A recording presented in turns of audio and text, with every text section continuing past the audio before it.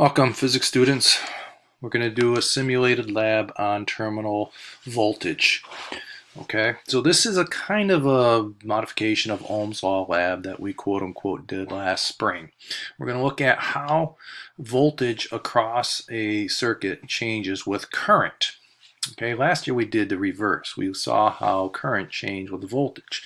So it's an interesting lab. And so what you need to have in front of you is your data table, because I'm going to make some changes and give you the measurements that go along with those changes. You need to record those as I do this, and then you're on your own to do the graph and the analysis and upload that to Schoology, and then there will be a follow-up tutorial that kind of summarizes the key points on this. Okay, so let's take a look at what we have here. So I have a voltage source that's set at 9 volts. Okay, and we'll record that in a minute. I've got a switch. I've got a resistor that's set at 20 ohms, but I haven't completed the circuit. I haven't completed the circuit because I want to measure current, and I want to make sure you understand how an ammeter is placed in a circuit. So last year when I did the simulation, I cheated using a device that can measure current without hooking it correctly. So you probably don't remember, but it's worth knowing, is that when you connect a voltmeter, which I shall do first, I know I'm switching gears. Okay, so my voltmeter is going to be placed across the circuits on either side of the battery or the load. I'm going to do it across the battery. So here, and actually I'll do it right there. You can see it reads 9 volts as we expect. If I were to do it across the resistor, what would you think it would be?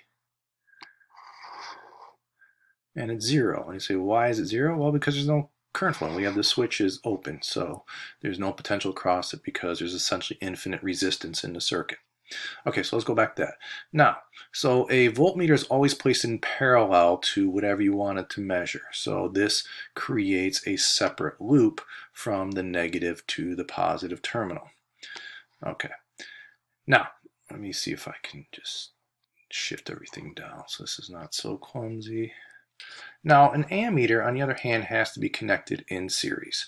So I'm going to put, and it doesn't matter where in a circuit I put it for a simple circuit. So I'm just going to put it here, and I just got to finish the circuit through there. So I'm going to connect a wire here and connect a wire here. And hopefully you see why the ammeter is in series with the whole circuit. It's part of the main loop. Okay, so it's time for our first data point. All right, so we are going to have as our x variable the current. So your first data point is 0 current. We're going to get the corresponding voltage across the circuit. In this case, we're just doing it at the positive and negative terminal of the battery. That's 9 volts. And for resistance, you might say, well, it's 10 ohms. Actually, it's not. Since our switch is open, our resistance is infinite. So you can put an infinity sign there for the resistance there. Okay, so let's turn the circuit on by closing the switch. Whoops, maybe I can do that. All right, so our first current is 0.43 amps. And interestingly, our voltage has dropped. It is 8.57 volts. And you might be thinking, wait a second, what's going on here? Oh, maybe there's resistance in the wires. Well, let's see if that bears out if I place it here and here. Nope, it's 8.57. It's 8.57. If I move this over here, so we're using a lot of wire. Yeah, there is no resistance in the wires. I used ideal wires. Okay, but that's still strange. It dropped to 8.57 as soon as I turned on, so I'm just going to move it back to here. Okay, we'll live with that. So now, that was at 20 ohms for our external resistance. So let's drop the resistance. In other words, I want to increase the current in a circuit. Now, I'm not going to increase it by increasing the voltage here, which is what we did in the Ohm's law lab. I'm going to change it by changing the resistance of external.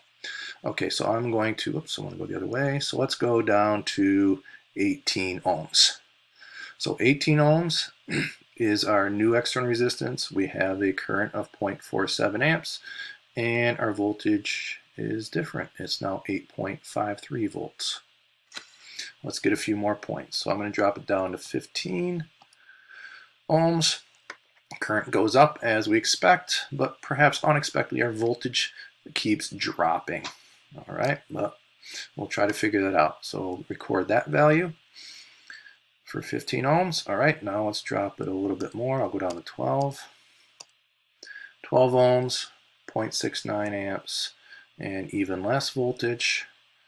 Do 2 more data points. Let's drop down to 9 ohms, up to 9/10 of an amp, and 8.1 volts. And let's go down to, let's drop it quite a bit. Let's go down to 4 ohms. Okay, now we got a lot of current, all the double current, and we only have 7.2 volts of voltage. And if I click on this, it's still set to 9 volts, so don't think that I've changed that. Okay, so something interesting going on here. So what I want you to do is, using your graphing calculator is fine, or you can do it on a spreadsheet, but you're just going to sketch the graph and then find the slope and write in a value. I want you to sketch what the graph looks like, where voltage is on your terminal voltage now, is on your y-axis, current is on your x-axis, and then you'll do the standard analysis, and I'll have that on the sheet, or I already have it on the sheet. Okay, good luck. Ask questions as they come to mind, but hopefully this starts to make sense. It's not as complicated or mysterious as you may think, but it's definitely something new.